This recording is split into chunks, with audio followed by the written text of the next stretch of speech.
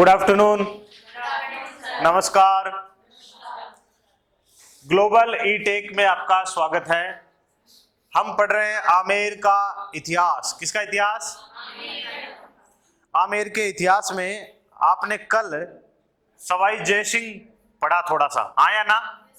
कल मैंने पढ़ाया था सवाई जय सिंह एकमात्र ऐसा राजा है जिसने 7 मुगल बादशाहों के साथ कार्य किया है, हाँ या ना? एक बात ये पढ़ी।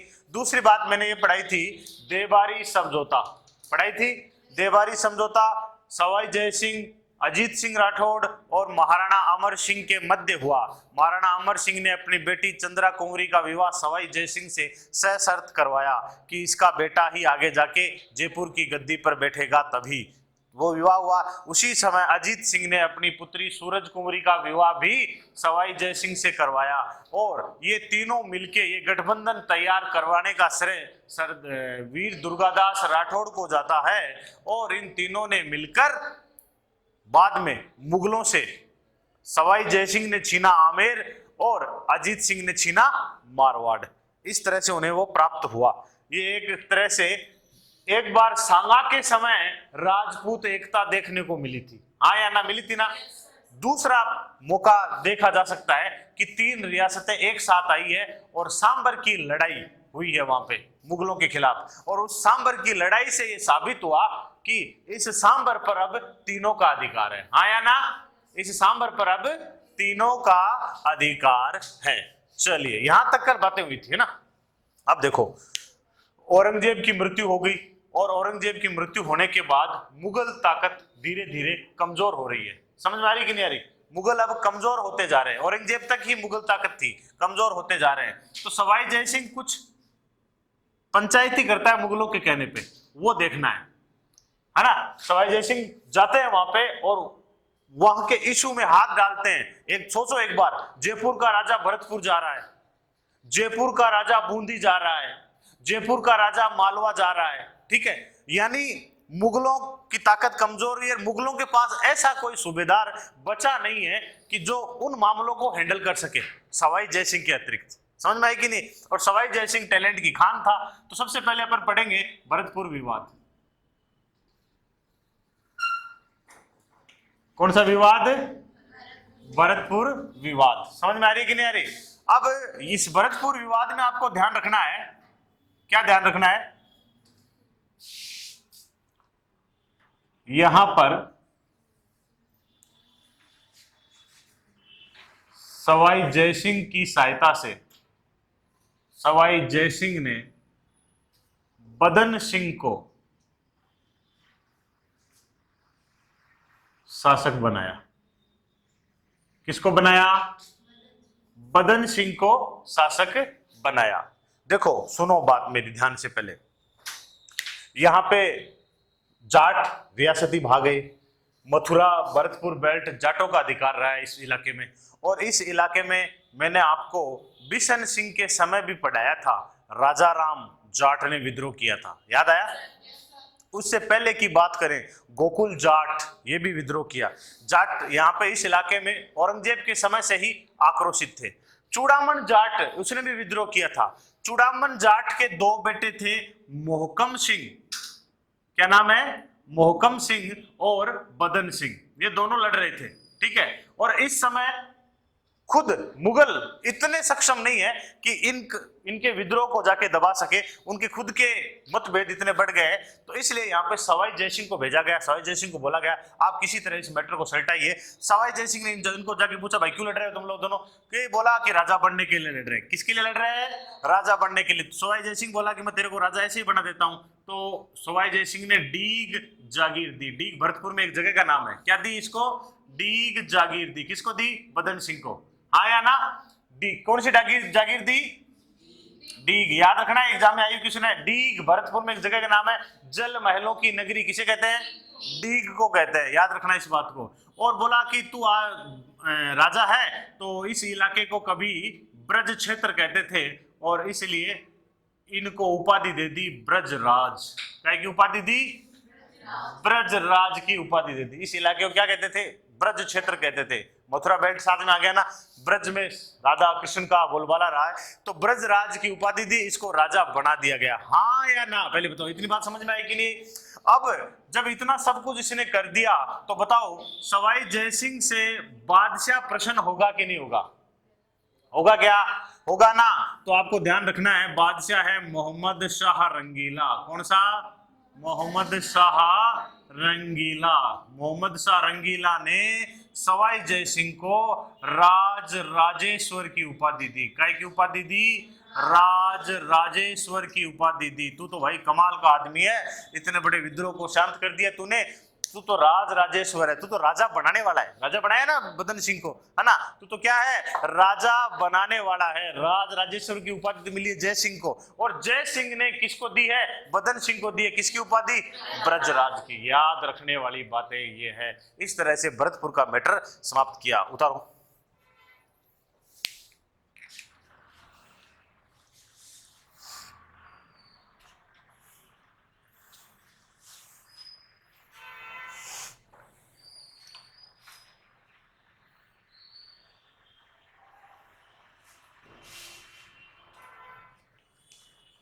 राज राजेश्वर की उपाधि दी।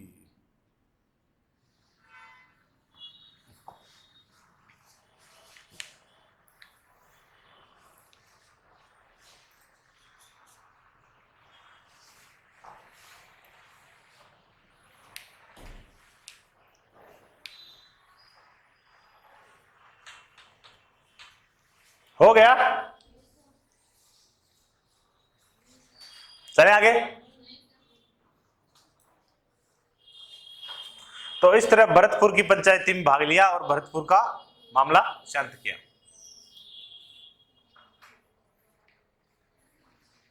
टैलेंटेड आदमी था। कौन? सवाई जयसिंह। जयसिंह नहीं, है ना? तुम्हारे पड़ोस में रहने वाला आदमी नहीं है ये, राजा है, महाराजा है, सवाई जयसिंह।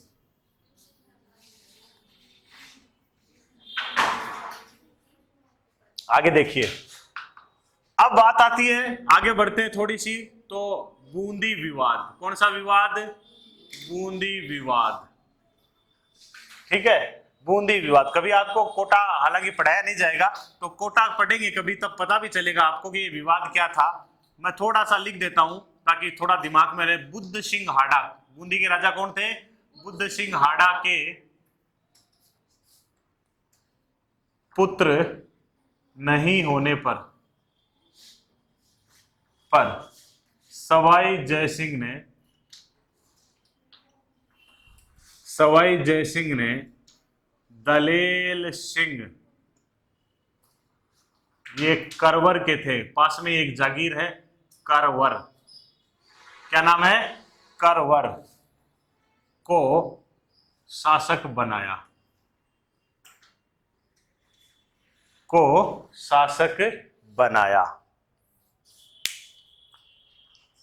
अब देखो बूंदी में क्या था?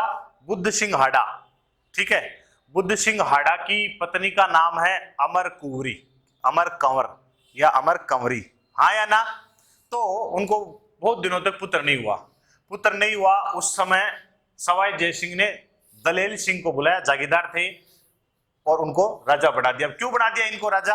क्योंकि दलेल सिंह के साथ ही इन्होंने अपनी बेटी का ब्याह करा रखा है। ठीक है, दलेल सिंह सवाई जयसिंह के क्या है? दामाद हैं। हाँ या ना?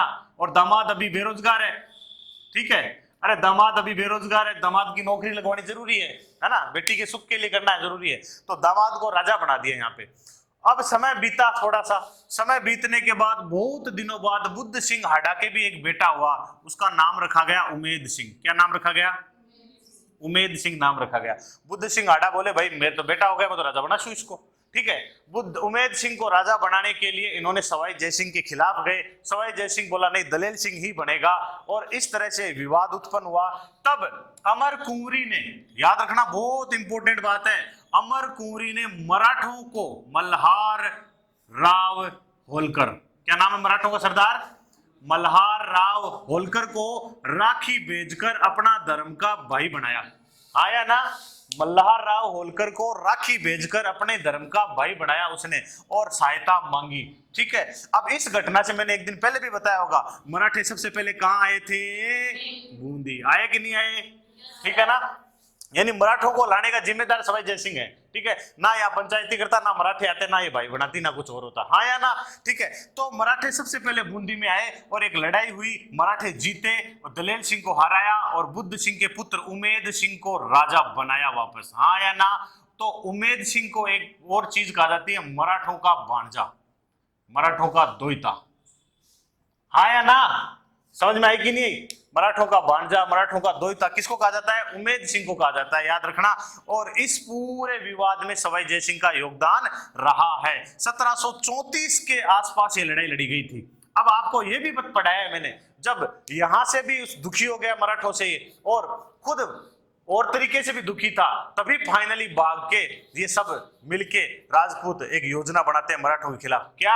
हुरडा सम्मेलन। समझ में आई कि नहीं? सब चीजें एक दूसरे से जुड़ी हुई है, इसीलिए ये चीजें कराई जाती है। तो आपको ये याद रखना है यहाँ पे कि बूंदी विवाद में उसने हिस्सा लिया और अपने दामाद को राजा बनाया। समझ में आई कि नहीं आई?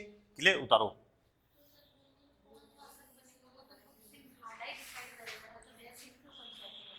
जयसिंह ताकतवर है इस समय, इसलिए पंचायती कर रहा है। अभी बताया ना, अपने दामाद को नौकरी लगाना चाहता है। दलेल सिंह हाडा को अपनी बेटी कृष्णा कंवर का विवाह करवाया। ठीक है, और कृष्ण कंवर का विवाह करवाया तो सीधी सी बात है, अपने दामाद को ही राजा बनाने की सोचेगा ये। और इनके पुत्र नहीं था, शुरू में इन लोगों ने विरोध भी नहीं किया कि हमारे तो पुत्र है नहीं, चलो बन रहा है तो कोई बात नहीं, है तो हाडा ही, इनका ही भाई बंधु है रिश्तेदारी में। क्योंकि बुद्ध सिंह हाडा की जो पत्नी है ना, अमर कंवर नाम है जिसका, वो सवाई जयसिंह की सौतेली बहन है। समझ में आ रही है मेरी बात को? सवाई जयसिंह की सौतेली बहन है, यानी आप समझ लो उस विजय सिंह की बहन है। हाँ या ना? रियल वाली। समझ? विजय सिंह वो कौन सा जिसका बाद में ना पहले नाम था जय सिंह। समझ में आई कि नहीं?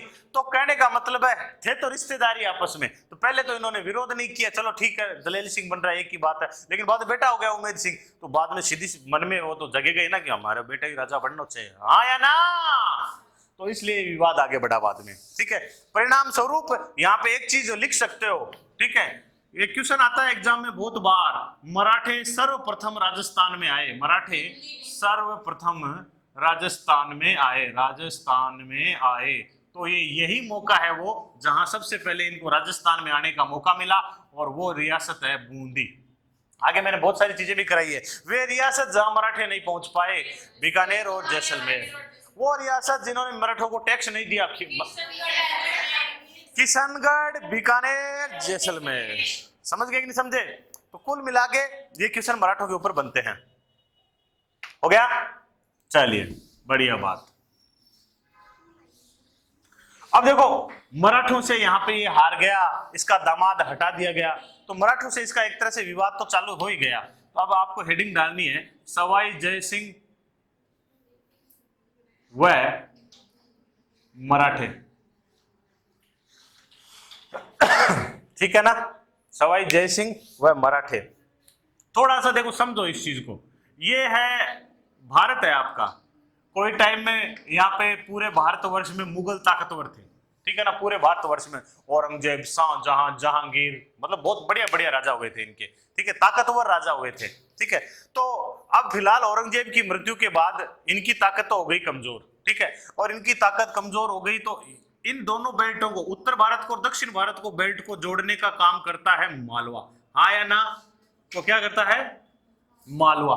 ठीक है, इन दोनों बेल्ट को जोड़ता है। अब मराठे क्या करते हैं, इतने दिन तो दक्षिण में थे, लूटपाट करते थे, दक्षिण में इनका योगदान रहता ज्यादातर। तो मराठों को अब मालवा लेने की इच्छा हुई इनको, और मालवा मुगलों के कब्जे में अभी तक है ना।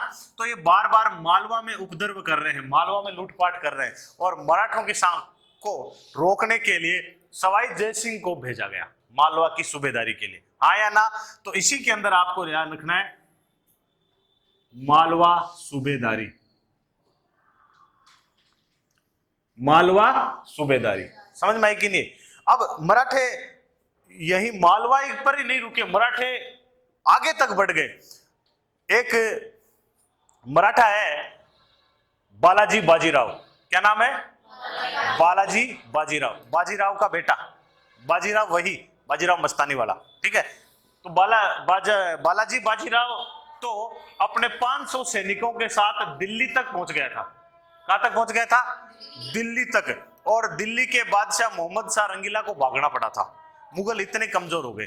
तो अब मुगल इसको बोले सवाई जय सिंह को, तू जा यार मराठों से कुछ कर, कुछ काम कर, उनसे रोक उनको कि, और नहीं तो कम से कम जब मालवा लेना चाहे तो मालवा ही दे दे चाहिए इनको, कम से कम दिल्ली तो नहीं आए, मेरी बेइज्जती होती है यार दिल्ली आएंगे तो, हाँ या ना, ठीक है ना। तो इस तरह से उन्होंने सवाई जयसिंह की यहाँ नियुक्ति की और सवाई जयसिंह फाइनली यहाँ पे मराठों से निजात दिलाता है, मुगलों को, मराठों से लड़ता है।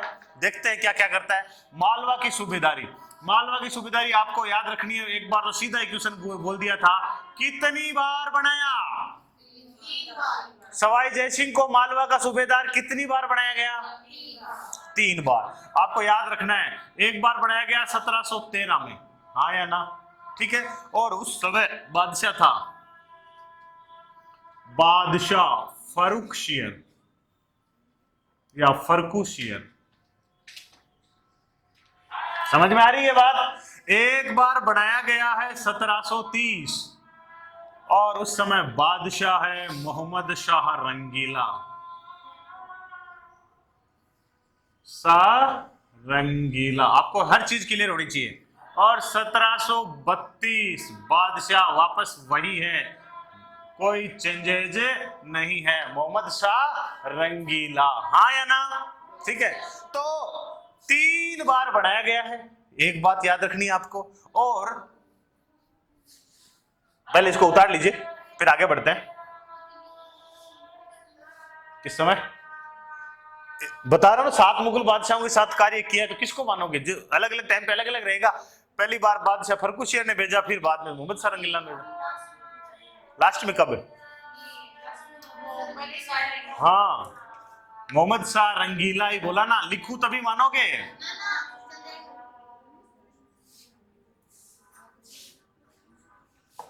लो भाई,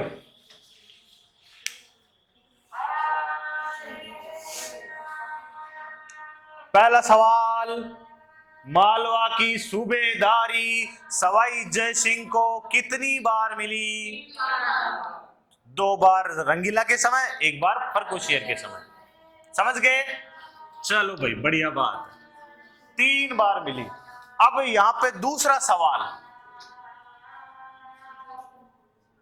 मालवा सूबेदारी के दौरान, मालवा सूबेदारी के दौरान सवाई जयसिंह ने मराठों से 3 युद्ध लड़े। 3 बार ही सूबेदारी बनाई गई और इन्होंने कितने युद्ध लड़े? 3 ही लड़ाई लड़ी है। तीनों लड़ाई भी याद रखनी है आपको। नंबर 1, पिलसूत का युद्ध, पिलसूद का युद्ध, ठीक है। दूसरी, मंदसौर का युद्ध, ये 1715 में था, ये 1734-33 में था, और बाद में लड़ा रामपुरा का युद्ध 1735 में, हाँ या ना। अब मैं आगे रिजल्ट लिख रहा हूं, रिजल्ट में मैं इतना ही लिख रहा हूं, मैं सवाई जयसिंह पढ़ा रहा हूं ना, तो आपको सवाई जयसिंह के दृष्टिकोण से सोचना है। कोई ये मत सोच लेना कि मराठे, ठीक है ना। जैसे मैं आगे लिखता हूं, पहला युद्ध आपको लिखना है विजय, तो ये मत सोच लेना मराठे जीत गए। मैं क्या पढ़ा रहा हूं? तो कौन जीता? ठीक है। मंदसौर का युद्ध हार, रामपुरा का युद्ध हार। समझ में आ रही कि नहीं आ रही? ठीक है ना। तो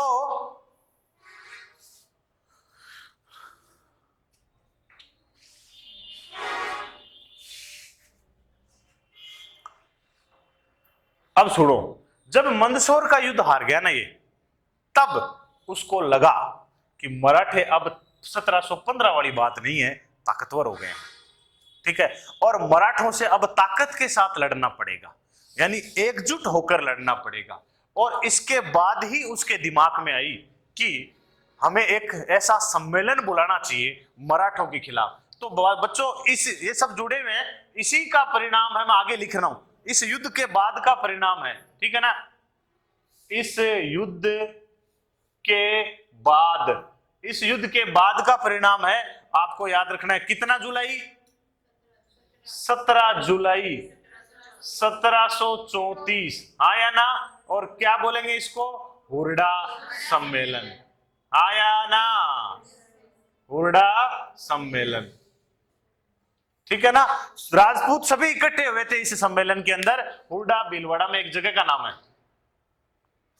भीलवाड़ा में एक जगह का नाम है।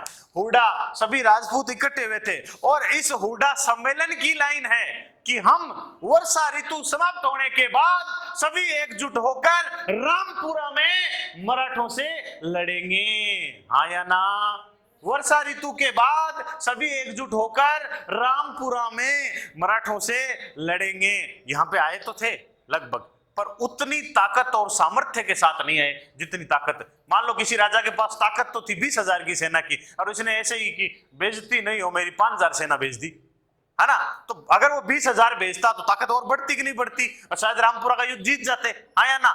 आए कुछ इज्जत के लिए आए, 1 2 5 10 15, कुछ तो आए ही नहीं, ठीक है, आए इज्जत के लिए। और इसीलिए मैंने इसमें भी यही बताया था आपको कि राजपूतों के भिन्न भिन्न स्वार्थ होने के कारण ये सम्मेलन असफल माना जाता है, हाँ या ना, ठीक है ना। तो इस सम्मेलन में एक लाइन थी कि वर्षा ऋतु समाप्त होने पर रामपुरा में मिलेंगे, और रामपुरा में मिले भी थे, 5 10 15 आए थे, और इस तरह से ये लड़ाई भी हार गए, हाँ या ना। अब जब यहां पार नहीं पड़ने वाली तो ये बादशाह के पास गया, मोहम्मद शाह रंगीला के पास, कि साहब मराठों को मालवा देना पड़ेगा, मराठों को मालवा देना पड़ेगा। आप राजस्थान में भी पहुंच गए, बूंदी विवाद बताया था आपको, हाँ या ना, कि मराठे राजस्थान में भी पहुंच गए हैं। हम आपकी सेवा करें कि हमें अपनी अपनी रियासतें भी संभालनी पड़ेगी अब जाके, हमारे राजस्थान में हमारी रियासतों में विद्रोह कर रहे हैं वो लोग, ठीक है। तो इस तरह से बाद में फाइनली एक समझौता होता है, और बादशाह कहता है कि ठीक है भाई मालवा दे देते हैं इनको, किसी तरह से इनको बोल के दिल्ली तक नहीं आए और इनको मालवा दे देंगे। फाइनली एक समझौता का उतार लिया, हाँ या ना। तो ये समझौता कहलाता है बच्चों धौलपुर समझौता। क्या कहलाता है, धौलपुर समझौता।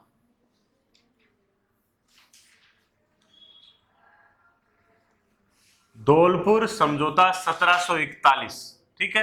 वैसे आपसे पूछे नहीं समझौता किस किस के बीच में हो रहा है, तो आपको याद रखना है मुगल और मराठे।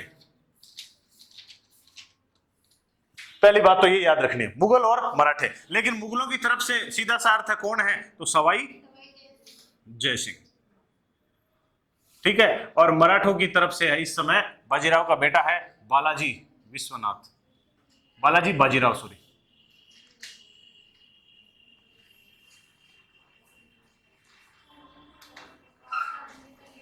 ठीक है।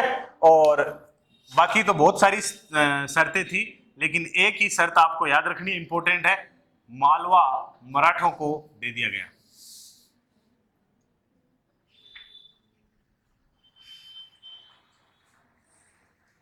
और दूसरी शर्त थी मराठे मुगल सूबों में, सूबों मतलब क्षेत्र में लूटपाट नहीं करेंगे।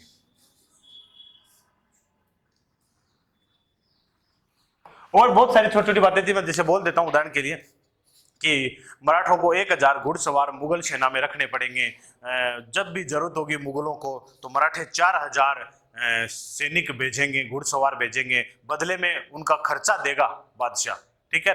ये बात बताई, ये भी आगे की बातें लिखी गई है। मराठे इन इलाकों में अपने कर वसूल कर सकते हैं, कोई भी भेंट ले सकते हैं, भेंट दे सकते हैं, ये सब चीजें इसमें किया गया। समझ में आएगी नहीं। फिलहाल आपको इतना याद रखना है कि धौलपुर समझौते का संबंध सवाई जयसिंह और मराठों से है, और धौलपुर समझौते के बाद मराठों को क्या दे दिया गया, मालवा।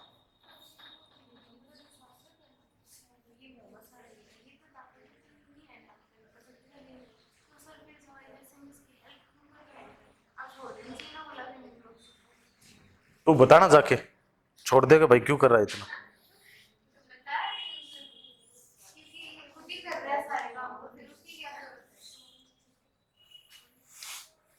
समझ गए? Yes sir. हाँ ऐसे। तो इस तरह से सवाई जयसिंह का और मराठों का चोली दामन का साथ था।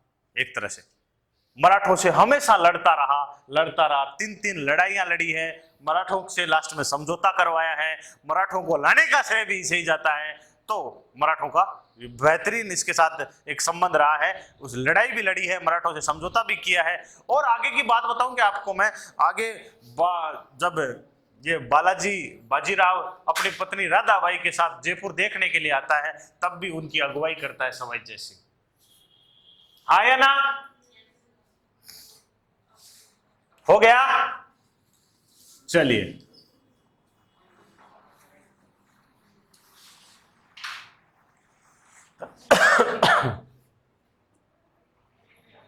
अब देखो क्या हुआ।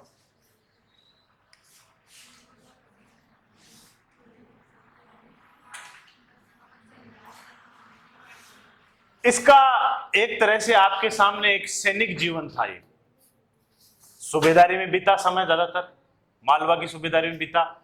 शुरुआत में क्या किया, अब हम इसकी पढ़ेंगे सांस्कृतिक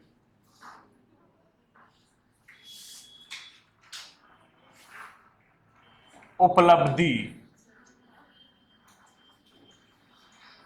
हाँ या ना? Yes sir. कल्चरल अचीवमेंट, उसमें बहुत सारी चीजें देखने को मिलेगी आपको। सबसे पहले अपन देख लेते हैं स्थापत्य कला।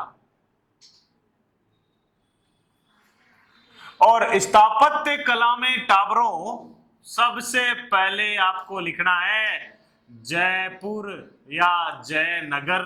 पहले तो जयनगर लिख लो, बाद में कर दो जयपुर। हाँ या ना? वैसे आपको मैं एक बात बताऊं, इसका नाम यही है, जयपुर। इसका पहले नाम था सवाई जयनगर। बोला गया कि यार इतना बड़ा नाम कैसे याद रखेंगे, तो जयपुर इतना ही बोल दिया गया बस। गांव के, अपने गांव में जाएंगे, कुछ बुजुर्ग लोगों से मिलोगे तो वो यही बोलते हैं जयपुर। हम पढ़े लिखे होकर सोचते हैं कि देख बोलने को न्यायवान, वो सही बोल रहे हैं, हम गलत हैं, ठीक है। फिर अंग्रेजों ने इसको किया अंग्रेजी में ऐसे, JIJAIPORE,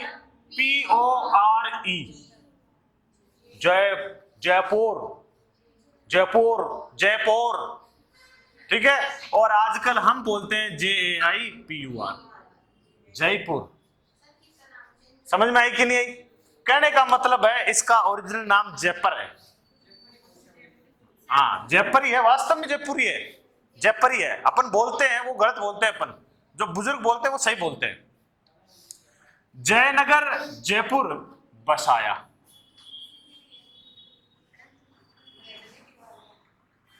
समझ में आई बात? आपको तारीख याद रखनी है, 18 नवंबर 1727। 18 नवंबर 1727, ठीक है। जयपुर 9 वर्ग के सिद्धांत पर बसा है।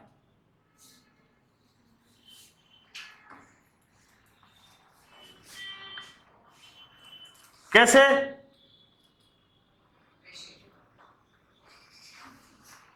ये आपका 9 वर्ग का सिद्धांत, हाँ या ना? 1 2 3 ऊपर से इधर से गिन लो, किधर से गिन लो, 9 होगी कि नहीं होगी? कहा जाता है कुबेर के पास, भगवान कुबेर के पास 9 निधि है। अपन बोलते हैं ना कई बार किसी, अष्ट सिद्धि 9 निधि के दाता, असवर दीन जानकी माता, हनुमान चालीसा में आता है ना। तो कुबेर जी 9 निधि के ज्ञाता हैं, उनके पास 9 निधियां हैं, इसीलिए इसको बसाया गया 9 वर्ग के सिद्धांत पर। हाँ या ना? चलिए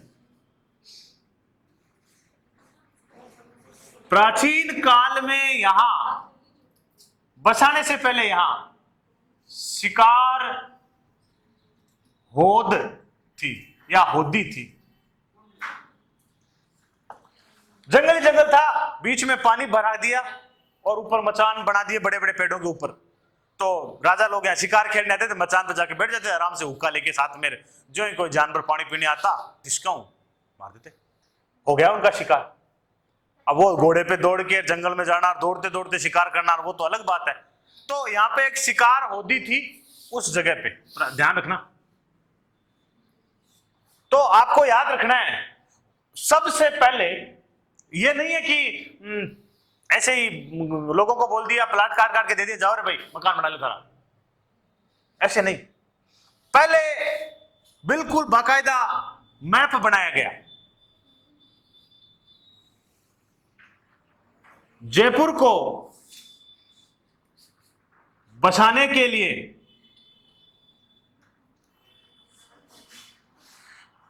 बगदाद कहां है रे? इराक। क्रेमलिन कहां है? रूस।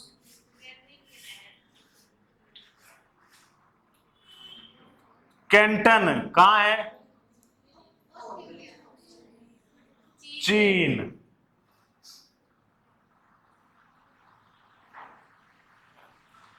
स्टर्न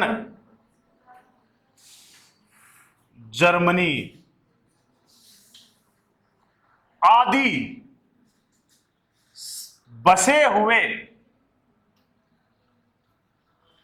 शहरों के मैप मंगवाए गए।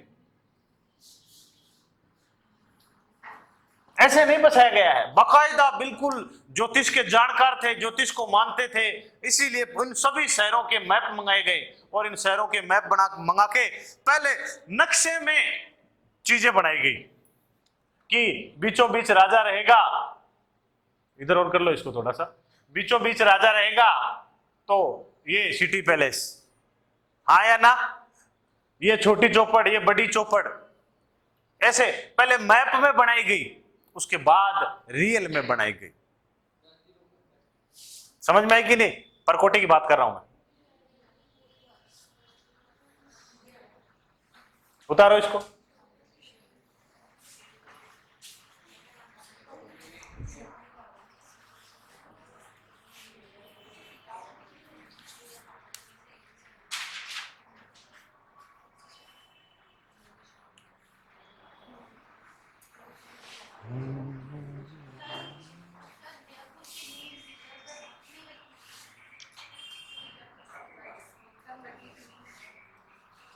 उतार लिया? और कुछ बातें करते हैं जयपुर की।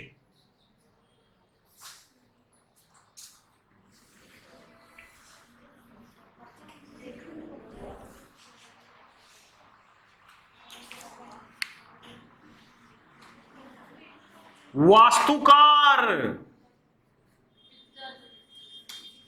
विद्याधर भट्टाचार्य। जयपुर का वास्तुकार कौन? बंगाली ब्राह्मण है, और इसके नाम से आज भी जयपुर में कॉलोनी बनी हुई है, विद्याधर नगर।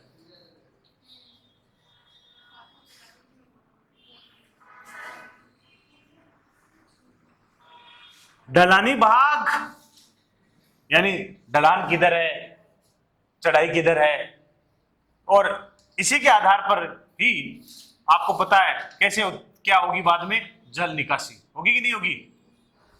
अरे होगी कि नहीं होगी? पानी किधर जाएगा, ठीक है ना? जल निकासी का मैप तैयार किया मैल्कम स्पीड ने।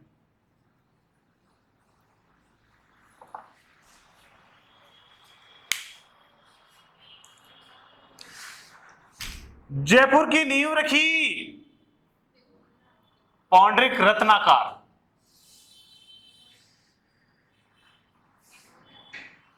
ये विद्वान थे, इनके दरबार में रहते थे।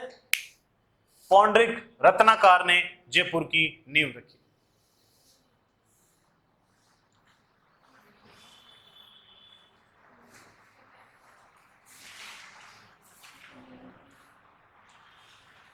वो पौंड्रिक विठल है,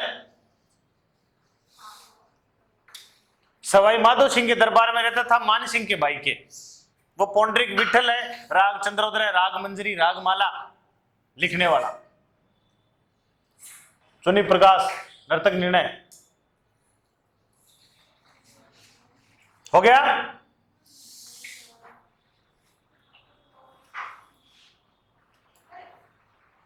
अब यहां पे 3-4 आदमियों के नाम लिख रहे हो। आपको पता है आजादी के बाद जो जयपुर बसा, जैसा देख रहे हो, परकोटे से बाहर आया, ठीक है ना। तो क्वेश्चन क्या आता है कई बार, जयपुर का आधुनिक निर्माता।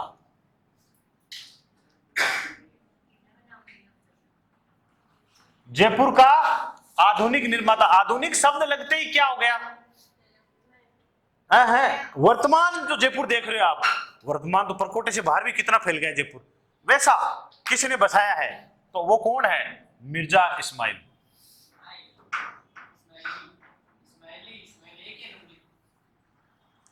इसके नाम से आप जयपुर में पढ़ोगे MI रोड।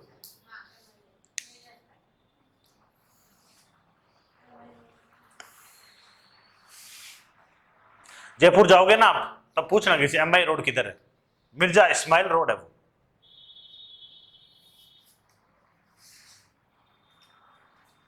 समझे क्या?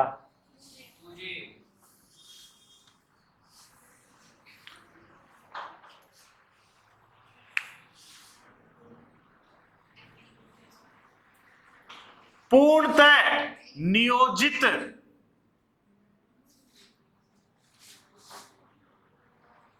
रूप से बसाया गया, प्लान करके। आपको बता दूं मेरे टाबरों, भारत की पहली प्लांट सिटी है ये। बाद में बहुत सारी सिटियां बसी होगी, ठीक है ना। पहली सिटी प्लान करके बसाई गई सिटी यही है जयपुर।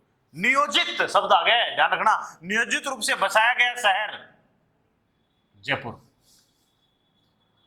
हाँ या ना? ऐसा नियोजन या तो ये पहली बार ये देखने को मिलता है, या सिंधु सभ्यता में देखने को मिलता है।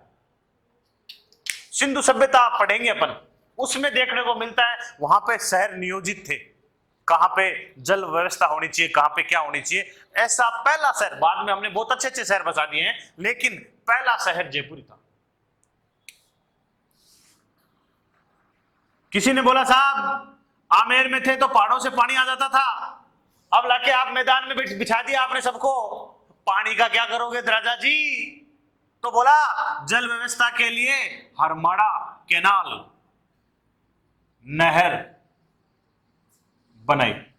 पास में से एक गांव है हरमाड़ा, जल व्यवस्था के लिए क्या बनाई? हरमाड़ा नहर बनाई।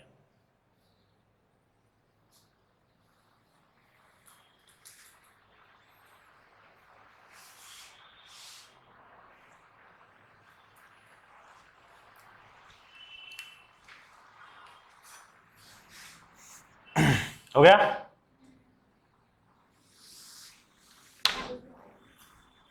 चलिए आगे। अब देखो कथन तो बहुत सारे हैं, लेकिन एक कथन याद रखना है जयपुर को लेकर, मैक्स मूलर का है। किसका है? मैक्स मूलर का। और ये कथन पूछा जा सकता है कि थोड़ा उठपटांग है, मैंने जयपुर देख लिया,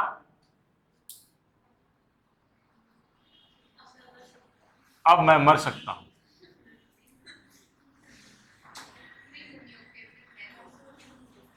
मतलब इतनी बढ़िया सिटी है, मैक्स मूलर जैसा विद्वान, अरे बहुत बड़ा विद्वान है, क्योंकि इसी ने सबसे पहले बताया था कि आर्य मध्य एशिया से आए हैं। ये वो व्यक्ति है, पहला आदमी है जिसको पता, जिसने सत्य बताया, वरना हम तो सत्य की खोज में थे। मैक्स मूलर पहला आदमी है, ठीक है ना, जर्मनी का है। इसने देखा तो बोला कि मैंने जयपुर देख लिया, अब मैं मर सकता हूं। इतना बेहतरीन शहर है, तभी हमारे लोकगीतों में है, भाई सारा बीरा जयपुर जाजो। सीमा मिश्रा बोलती है, भाई सारा बीरा जयपुर जाजो, आता तो लाजो तारारी चुनड़ी। हाँ या ना? गीतों में बोलती है कि माना जयपुर की तीज दिखा दो। हाँ या ना? माना जयपुर की गणगौर दिखा दो। क्यों? क्योंकि जयपुर ऐसा शहर है। इतना बड़ा विद्वान बोल रहा है तो कुछ एक और स्टेटमेंट है अर्नोल्ड का है कि जयपुर की सड़कें ओढ़नी ओढ़े हुए महिला जो है उसकी ओढ़नी है, उसके जो ओढ़नी में आपने देखे होंगे सरिताएं होती है, ऐसे ओढ़नी ओढ़े हुए महिला की सरिताओं की तरह है।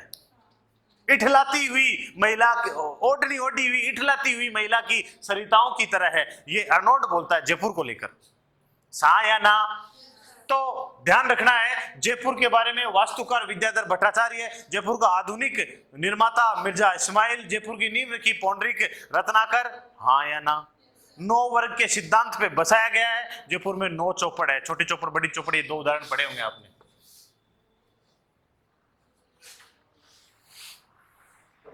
और इस तरह से जयपुर की कहानी हुई समाप्त। समझे क्या? आगे बढ़े। देखो जयपुर बसाने के बाद किसी ने बोला कि राजा जी आपने मैदान में लाके बिछा दिया, आक्रमण करेंगे कोई, दुर्ग में थे छुप तो जाते थे पहले, कह उसका इलाज करता हूं।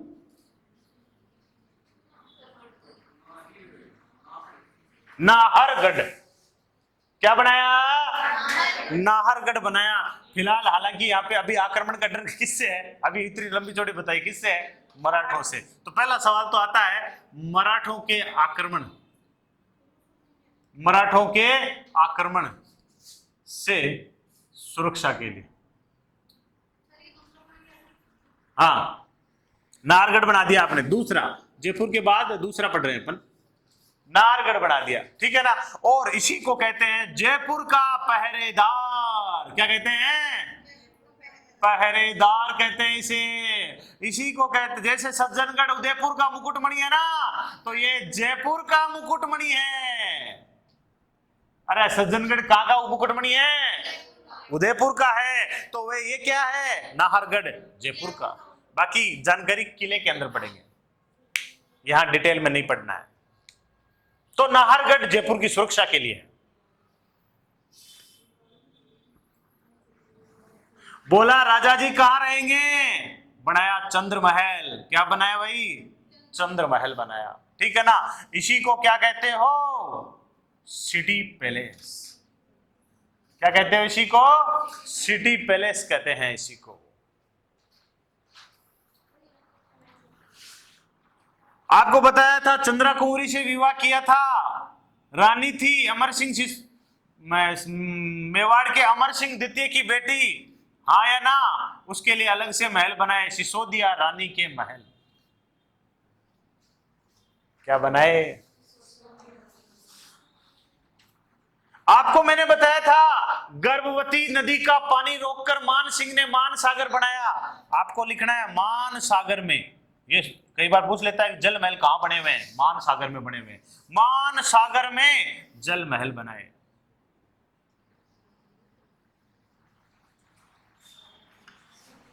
याद रखना, जल महल इसने बनाए हैं, मान सागर किसने बनाया? मान सिंह ने बनाया।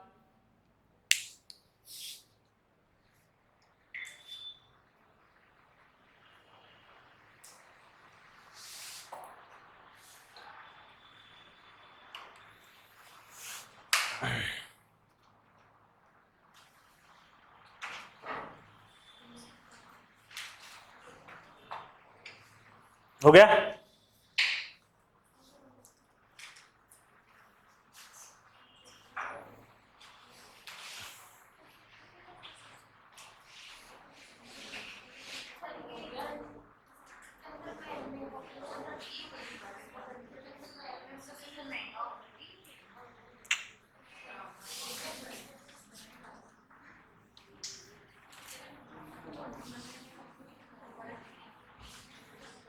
आगे देखिए,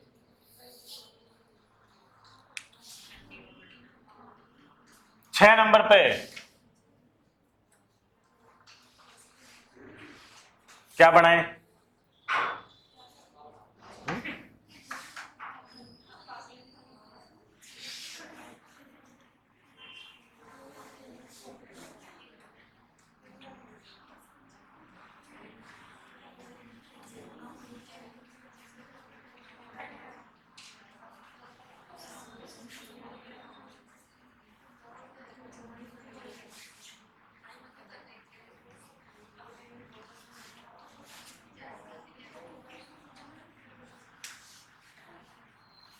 जयगढ़ दुर्ग में तोप बनाने का कारखाना लगवाया और वहां पर एक तोप बनी। तोप तो बहुत सारी बनी, पर एक तोप इंपॉर्टेंट है, जयबान तोप। ठीक है ना? जयबान तोप बनाई, इसी का दूसरा नाम है रणबंका तोप। क्या नाम है? रणबंका तोप। याद रखना, यह केवल एक बार ही चली है।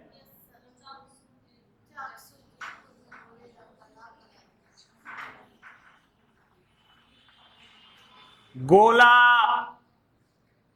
चाक्षु जयपुर में ये जाकर गिरा और जहां जाके गिरा वहां गोलेराव तालाब बना।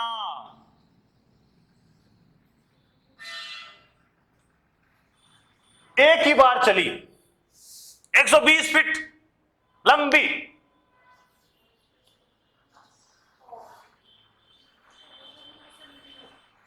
पचपन टन का गोला लगता था इसमें। मारक क्षमता 22 मील। एक मील में 1.6 किलोमीटर होता है, तो गिन लो 22 मील में कितना होगा। लगभग 30-35 किलोमीटर के आसपास जाएगी। चाक्षु इतना ही पड़ता है। आया ना? यह भयंकर गर्जना के लिए जानी जाती है बच्चों, और जिस समय चली थी न केवल महिलाओं के बल्कि पशु पक्षियों के भी गर्भपात हो गए थे, इसलिए इसको दोबारा नहीं चलाया गया। हाँ या ना? हो गया?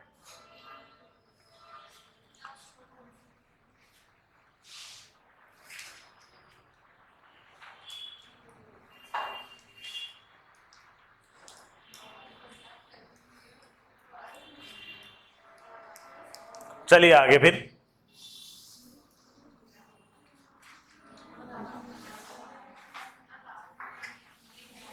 जब इसकी स्थापत्य कला पढ़ ली अपन ने, तो साहब स्थापत्य कला में एक वो जो महत्वपूर्ण चीज पढ़ रहे हैं, कितना नंबर है? 7 नंबर 8 नंबर? 7 नंबर है। महत्वपूर्ण पढ़ रहे हैं और इसे कहते हैं जंतर मंतर। क्या कहते हैं? जंतर मंतर। हाँ या ना? अगर इस नाम से नहीं आए तो इस नाम से भी आ सकती है, वेदशाला। ठीक है? इस नाम से भी आ सकती है सौरगढ़ी। इस नाम से भी आ सकती है धूपगढ़ी। इस नाम से भी आ सकती है ग्रह नक्षत्रों की सारणी।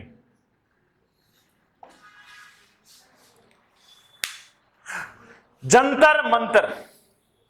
अब ये जंतर मंतर नाम देखने से ऐसा लगता है यहां पे कोई काला जादू तंत्र मंत्र होता होगा। हाँ या ना? होता है ना? पर आपको बता दूं, इस शब्द का अर्थ है, जंतर का मंत्र मतलब है यंत्र, और यंत्र का मतलब होता है उपकरण। क्या होता है? उपकरण, इंस्ट्रूमेंट। और मंत्र का अर्थ है गणना। तो एक ऐसा स्थान जहां पर लगे उपकरणों से गणना की जाती है। क्या की जाती है? गणना। आप पूछोगे गणना किस चीज की होगी भाई यहाँ पे? तो गणना यहाँ पे आप करोगे अक्षांशों की गणना, देशांतरों की गणना, वायुदाब की गणना,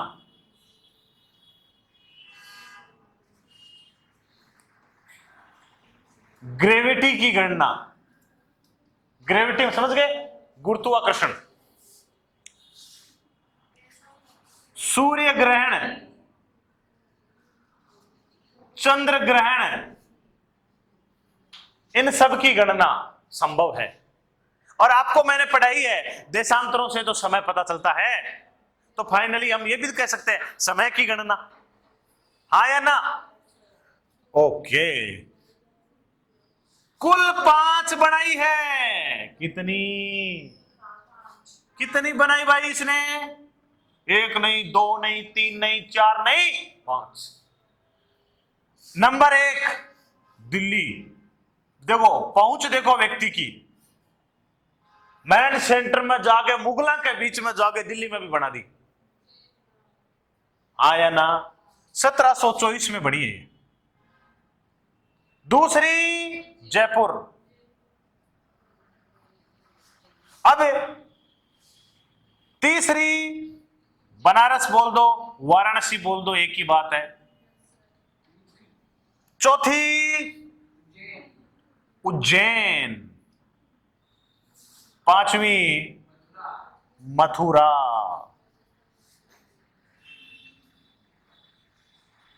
पांचवी कहां बनाई इसने? मथुरा। देखो कहां कहां जाके बना रहा है। टोटल कितनी? 5 बनाई है।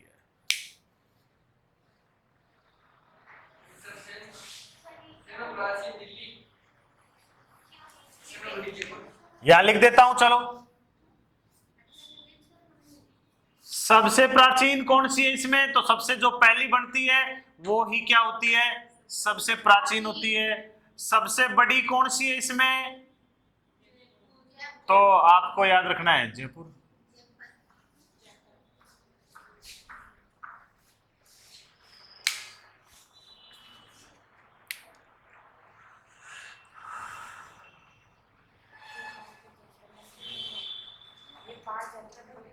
हाँ, 5 जंतर मंत्र बनाए इसने। कितने? 5। दिल्ली में, जयपुर में, बनारस में, उज्जैन में, मथुरा में। सबसे बड़ी, सबसे पुरानी,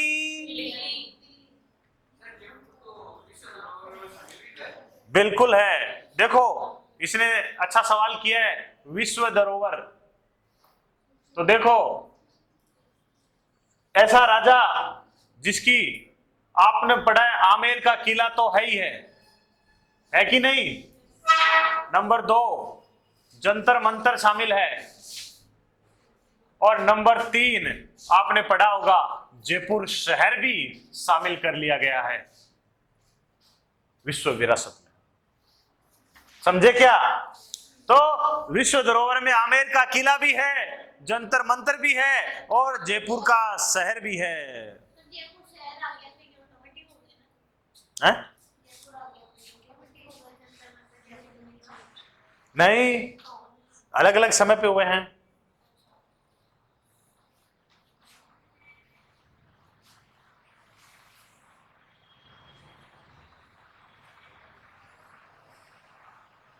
हो गया?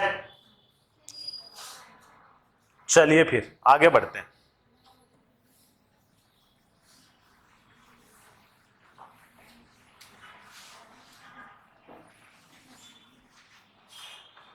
अब बात करते हैं साहित्य।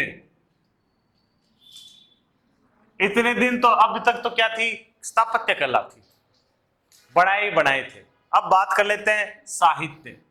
तो साहित्य में देखो साहब, खुद ने नंबर 1 सबसे पहले शुरुआत व्यक्ति खुद से करता है। करता है कि नहीं करता? तो इन्होंने खुद पुस्तक लिखी है, उसका नाम है जय सिंह करिका। क्या नाम है जी? जय सिंह करिका। इसके बाद आपको याद रखना है, ग्रह नक्षत्रों पर ऐतिहासिक ग्रंथ। नाम लिख रहा हूं उसका मैं, जीज मोहम्मद शाही। इस किताब का नाम है, क्या नाम है? जीज मोहम्मद शाही की रचना करवाई। ये मत सोचना किसी एक आदमी ने की है, बहुत सारे विद्वानों को आमंत्रित किया इसने और बहुत सारे विद्वानों को बुलाकर ग्रह नक्षत्रों को मिलाकर आपस में और उनकी सहायता से एक बड़े ग्रंथ की रचना करवाई है। नाम क्या रखा? जीज मोहम्मद शाही। ठीक है ना, मोहम्मद शाही मतलब मोहम्मद शाह रंगीला का बादशाह था, उसके ऊपर है ये नाम, और जीज का मतलब ग्रह नक्षत्र ही होते हैं। ठीक है, तो जीज मोहम्मद शाही नामक ग्रंथ की रचना इसने करवाई है। खुद इसने पुस्तक लिखी है, जयसिंह कारिका। हाँ या ना? एक विद्वान हुए हैं, नाम है पौंडरिक रत्नाकर, हुए ना? इन्होंने लिखी है नंबर 1 जय सिंह कल्पद्रुम।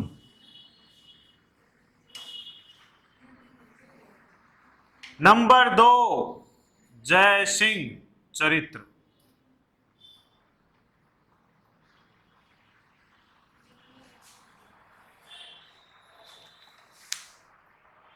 पौंडरिक रत्नाकर।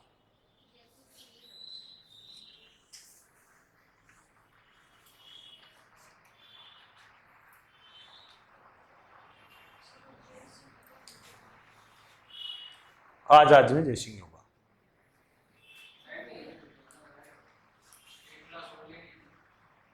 किसने कहा? बता लिया। आगे देखिए,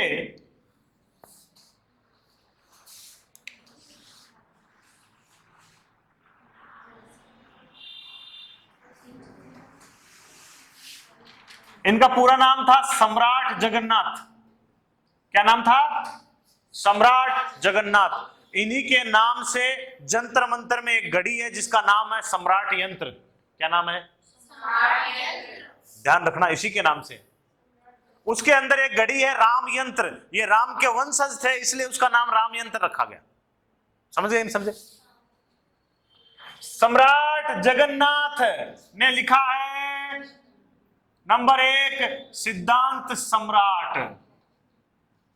ये सब किताबें इंपॉर्टेंट है। सिद्धांत कौस्तुभ।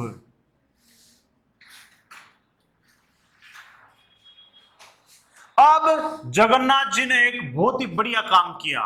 क्या किया भाई? एक विद्वान है यूक्लिड। यूक्लिड कहां का है? पुर्तगाल का। कहां का है भाई यूक्लिड? पुर्तगाल का है। यूक्लिड नाम है उसका। यूक्लिड ने किताब लिखी है जिसका नाम है ज्योमेट्री। क्या नाम है? ज्योमेट्री। हिंदी में कहते हैं रेखा गणित। यूक्लिड की एक किताब है, यूक्लिड जनक है इसका भाई साहब। ज्योमेट्री। क्या नाम है? ज्योमेट्री। ठीक है, और ज्योमेट्री का संस्कृत में अनुवाद किया किन्होंने? जगन्नाथ ने। और जब इन्होंने संस्कृत में अनुवाद किया तो इन्होंने नाम रखा विभाग सारणी। क्या नाम रखा इन्होंने? विभाग सारणी। ऐसे ही एक विद्वान है, नाम है केवल राम। केवल राम ही है और कुछ नहीं है इसके। क्या नाम है? केवल राम।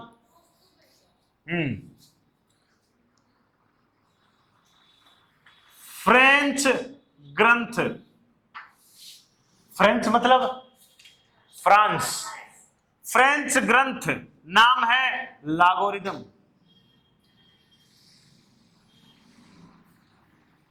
का संस्कृत में अनुवाद।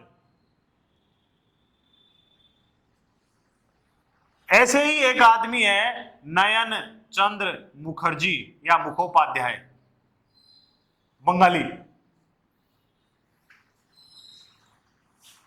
अरबी ग्रंथ, अरबी समझ गए होंगे, अरब कंट्रीज, नाम है उकर का संस्कृत में अनुवाद।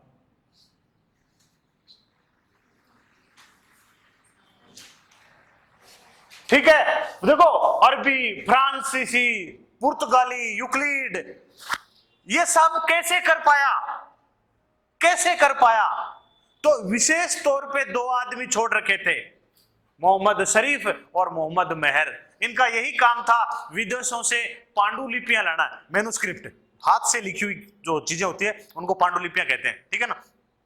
विदेशों से पांडुलिपियां लाना है, किसकी? नक्षत्रों की।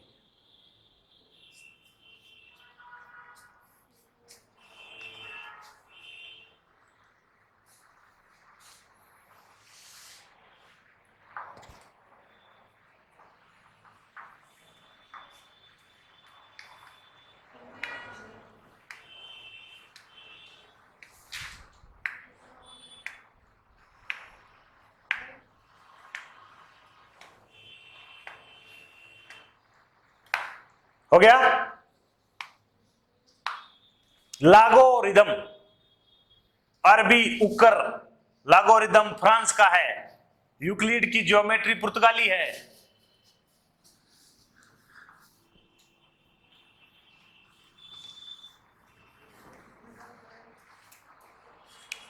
नोट में एक चीज लिख लीजिए,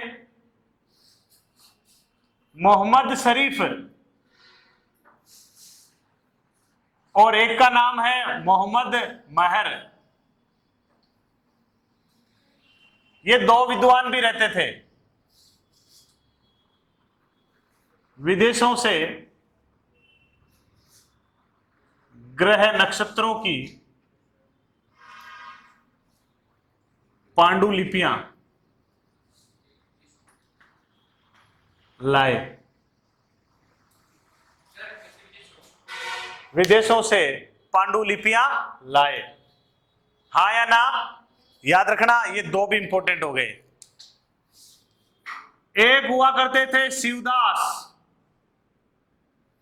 शिवदास ने पुस्तक लिखी है सरस रस, क्या नाम है? सरस रस। और इस किताब में भगवान कृष्ण के 40 चित्र हैं।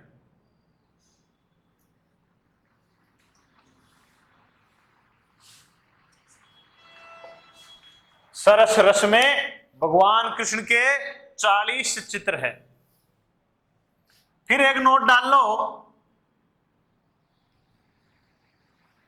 चित्रकला के लिए बंदा रुक ही नहीं रहा, देखो क्या क्या कर रहा है। चित्रकला के लिए अलग से विभाग बनाया,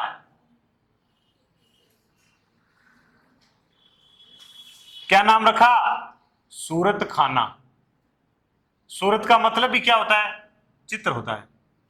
चित्र में किस क्या होती है? सूरत ही होती है ना। सूरत खाना जयपुर में बना हुआ है, ये क्वेश्चन भी आया हुआ एग्जाम में कि चित्रकला के लिए अलग से विभाग बनाने वाले हैं सवाई जयसिंह, सूरत खाना बनाया इन्होंने।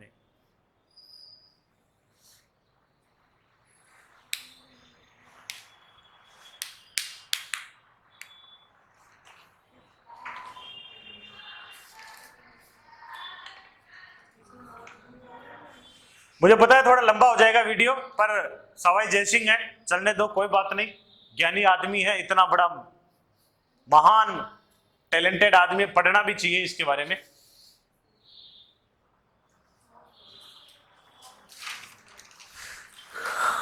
थोड़ा सा बचा है, कंप्लीट ही करेंगे।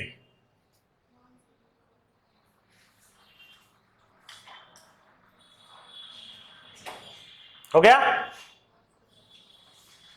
देखिए, मोहम्मद शरीफ और मोहम्मद महर को तो विदेश भेज दिया, जगह जगह से जाओ पांडुलिपियां लेके आओ, हाथ से लिखी हुई है, हम उनको सही करेंगे। शिवदास ने पुस्तक लिखी है सरस रस, और चित्रकला के लिए इन्होंने एक अलग से विभाग बनाया है, और इस विभाग का नाम रखा सूरत खाना। देखो, स्थापत्य कला में बढ़िया काम किया, साहित्य में भी शानदार आदमी रहते थे। आपने सैनिक जीवन भी पढ़ा, लड़ाइयां भी लड़ी है इसने, हाँ या ना? और देखो, कोई शासक होके भी और सामाजिक सुधार भी करता है तो वो तो शासक महान होता है, हाँ या ना? नंबर 1 आपको याद रखना है, सती प्रथा।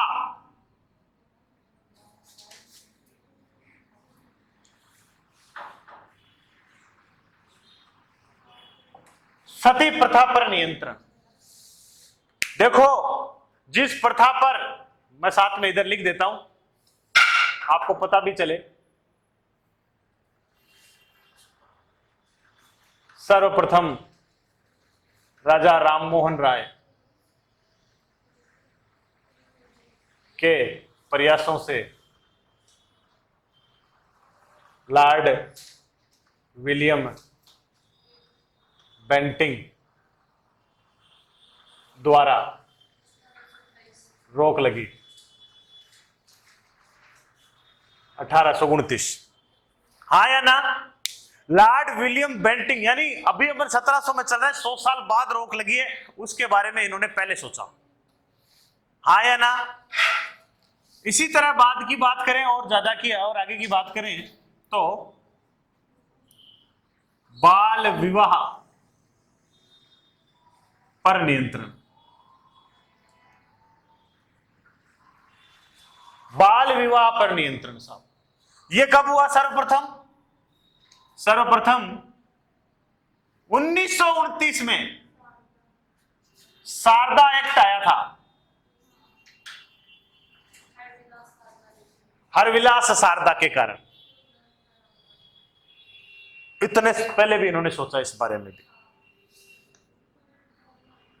विधवा विवाह को प्रोत्साहन, इसको नियंत्रण मत कर देना, तुम्हारा भरोसा नहीं है, उसको भी नियंत्रित कर दो। विधवा विवाह को क्या किया इन्होंने? प्रोत्साहित किया है ना? तो इसकी बात करें तो सर्वप्रथम लॉर्ड कैनिंग के समय ईश्वर चंद्र विद्यासागर के प्रयासों से 1856 में रोक लगाई गई। रोक नहीं, 56 में बढ़ावा दिया गया। समझ में गिराई कि नहीं? रोक का मतलब है विधवा विवाह कर सकती है, उसको आप रोकोगे नहीं। समझे कि नहीं समझे? देखो आगे की बातें, बंदे की बात सोच देखो कितनी बड़ी है। अंतर जातीय विवाह को बढ़ावा,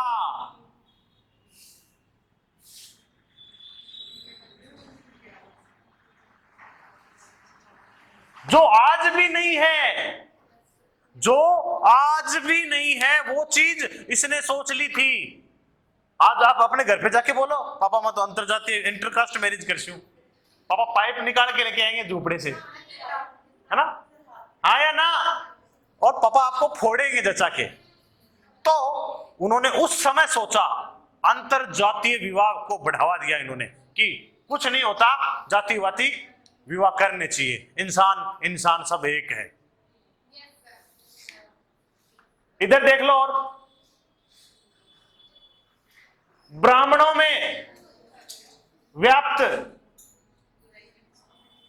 भेदभाव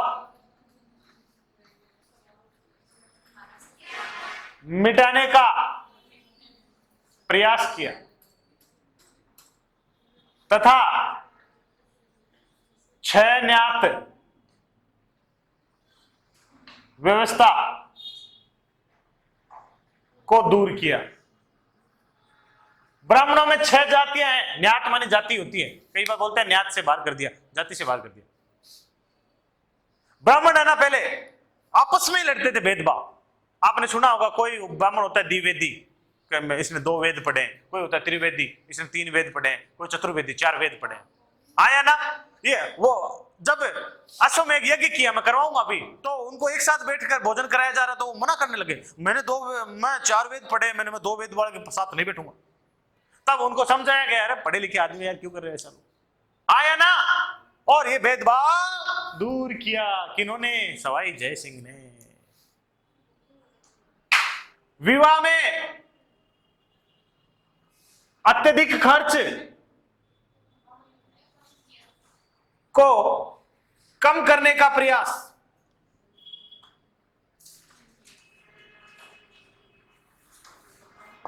ये देखो आज भी होता है ये। कुछ कार्य देखो देखो कितनी बड़ी बात है ना। मैं तो इन चीजों को देख के सोच रहा हूं कितनी बड़ी बात है। जो समस्याएं आज तक हल नहीं हुई उन समस्याओं के बारे में सोच लिया था। कब? 1700 के बाद में, जो समस्याएं आज तक हल नहीं हुई, ठीक है ना। विवाह में अत्यधिक खर्च पे ध्यान दिया।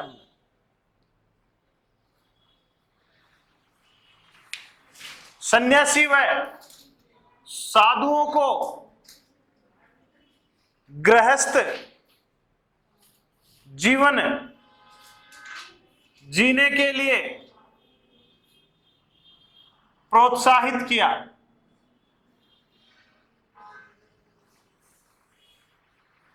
तथा उत्तर प्रदेश में बैरागपुर बसाया। बैरागियों के लिए क्या? बैरागपुर। साधुओं को क्या कहते हैं? बैरागी। सवाई जय सिंह जानते थे कि फ्यूचर में क्या होने वाला है, कि ये जो बाबा बन जाते हैं इनका मामला ठीक नहीं है ना। ये सभी आगे जाके नियंत्रण नहीं रख पाएंगे अपने ऊपर। प्राचीन काल में हिमालय में चले जाते थे ऋषि मुनियों के साथ, लेकिन आगे दिक्कत होने वाली है, इसलिए उन्होंने साधुओं को समझाया कि भाई तू एक काम करो, थे ब्याह करो। हाँ या ना? तो ग्रस्त जीवन जीने के लिए इनको प्रोत्साहित किया। ये सब सामाजिक सुधार किन्होंने किए? सवाई जयसिंह ने किए। याद रखना है इनको।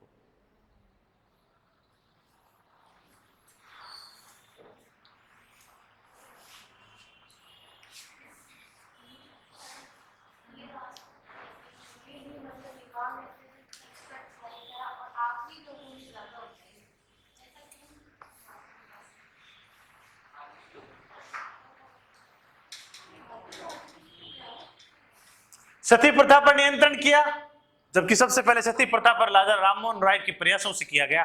जब राजा राममोहन राय की भाभी सती हो गई थी, उनको बुरा लगा, भाभी के लाडले थे और लॉर्ड विलियम बेंटिंग के साथ मीटिंग होती थी, ज्ञानी थे, और उनको बार बार बोला कि साहब और कुछ तो करो ना करो, अंग्रेजों भारत में ये काम करो। बाल विवाह, हरिविलास शारदा जी ने इस और ध्यान दिया था।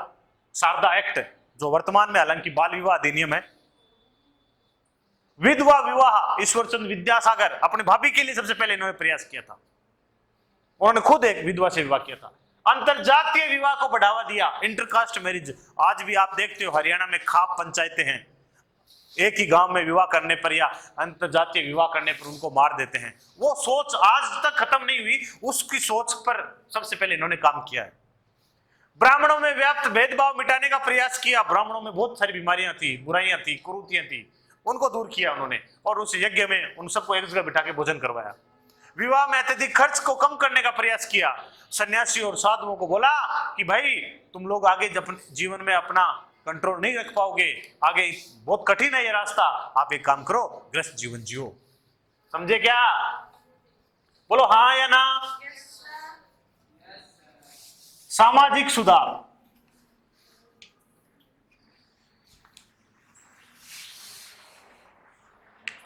अब एक छोटी सी हेडिंग डालो, अश्वमेध यज्ञ। आपको याद रखना है सवाई जयसिंह अंतिम राजपूत शासक है।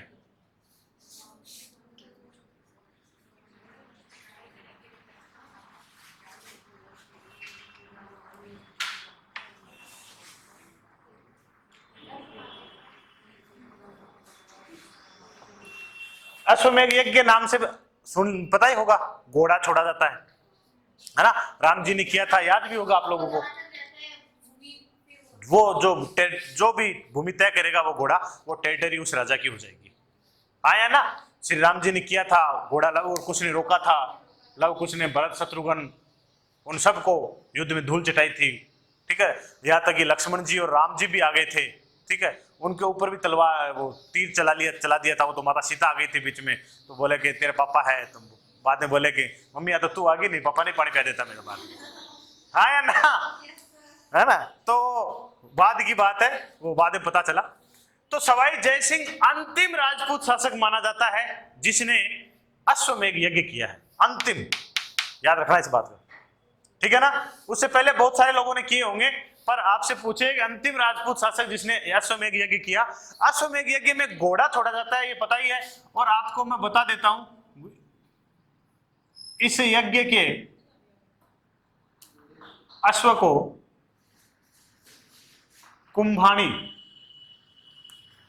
पूरा नाम लिखिए, दीप सिंह कुंभाणी ने रोका। देखो, जब इसके पुरोहित थे पौंड्रिक रत्नाकर,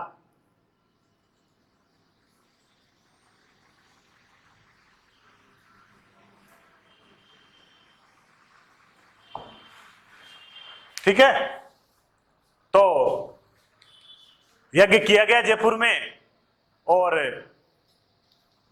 उनको पुरोहित को और महाराजा जयसिंह जी को बोला किसी ने आके कि घोड़ा मत छोड़ देना, कि क्या कि वो बीकानेर को, जयपुर को, सॉरी जोधपुर को अभय सिंह सांबर मार बैठे हो, और दांत किटकिटा रहे, मुझसे का ताव दे रहे, छोड़ देखोगा एक बार। और मेवाड़ का जगत सिंह मालपुरा में आके बैठ गया टोंक में, छोड़ के देखो एक बार, मेरे बता से आपका है, तो छोड़ मत देना घोड़ा। तो सवाई जय सिंह बोला यार ये तो परंपरा है यार, रीति रिवाज है, ऐसे कैसे काम चलेगा। तो विचार विमर्श हुआ वहां पे बहुत सारे लोगों के बीच में, और फाइनली पुरोहित पौंड्रिक रत्नाकर ने का एक आइडिया दिया। तो कहते हैं बालकों, इस जयपुर शहर के 7 गेट हैं। कितने? 7। और इन 7 गेटों को बंद कर दिया गया, सब गेट को, और घोड़ा छोड़ा गया, और पीछे सेना, और घोड़ा आगे, महाराजा बैठे घोड़े पे, पीछे सेना। जो ये घोड़ा इस गेट पे जाए इधर मुड़ जाए, इस पे जाए इधर मुड़ जाए, ये चल रहा था। उसी सेना में, पीछे सेना में ही दीप सिंह कुंभाणी थे, चल रहे थे वो। उनको बड़ा बुरा लग रहा था कि यार राम के वंशज हैं हम कुछ के वंशज है, धूल है हमारे ऊपर कि हमारा घोड़ा हम इसलिए नहीं छोड़, गेट से बाहर ही नहीं जा रहा है कि कोई रोक लेगा, धूल है। मुझे शर्मिंदगी महसूस हो रही है, अपने आप को बुरा लगा उनको। तो जो ही उनका घर आया, इसी जयपुर में उनका ही घर था, उनका घर आया, घर वालों को पहले ही फोन कर दिया था, आपा रोका ला अबकल है, डर ही आपा रोक सा। और जो ही उनका घर आया, उन्होंने तुरंत घर पे घोड़े को पकड़ के अंदर ले गए। साथी सिपाहियों ने कहा अरे रुक रुक के क्या पानी पिलाने ले जाएंगे? ना, मैं थाना पानी पिला दूंगा, साइड में जो। कहते हैं उन्होंने युद्ध किया, अपनी वीरता का परिचय दिया, उनको समझाया बहुत सारे लोगों ने, अरे क्यों कर रहा है, राजा की सेना है यार, घर में टोटल आप लोग 35 सदस्य हो, मरमरा जाओगे सारे के सारे, क्यों कर रहा है? तो उसने बताया कि मैं कुश का वंशज हूं, कुंभाणी कछुआ वंश की एक शाखा होती है, ठीक है, मैं कुश का वंशज हूं, और मैं ऐसे शर्मिंदगी के साथ घोड़े के पीछे पीछे नहीं चल सकता, मैं रोकूंगा। तू कह रहा है ना और कुछ हो ना हो, मुझे लोग याद करेंगे, और आज याद करते हो आप लोग, आया ना। उसने भी कहा होगा एक दिन सीटेट की तैयारी करने वाले मेरा नाम याद करेंगे, आया ना, समझ में आए कि नहीं? तो इस तरह से दीप सिंह कुंभाणी ने अपनी वीरता का परिचय दिया, जय सिंह की सेना से लड़ाई लड़ी और उस घोड़े को रोका। हालांकि घोड़ा दरवाजे से बाहर नहीं गया, आया ना, समझ गए? तो इस तरह से अश्वमेध यज्ञ का ये सिस्टम हुआ था।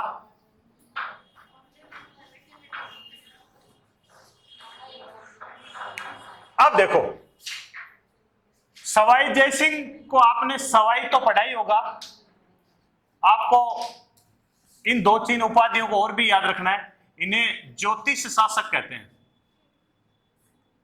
क्या कहते हैं इन्हें? ज्योतिष शासक। इनको दूसरा नाम इनके पास आया है, चाणक्य कहते हैं इनको। क्या कहते हैं इनको? चाणक्य।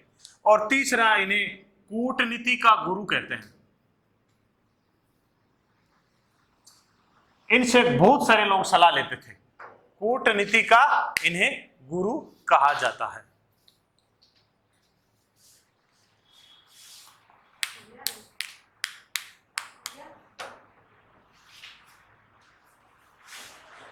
ठीक है, तो ये आपका सवाई जयसिंह है, पूरा हुआ। आगे फिर मिलेंगे अगले एपिसोड के लिए, तब तक आपको धन्यवाद।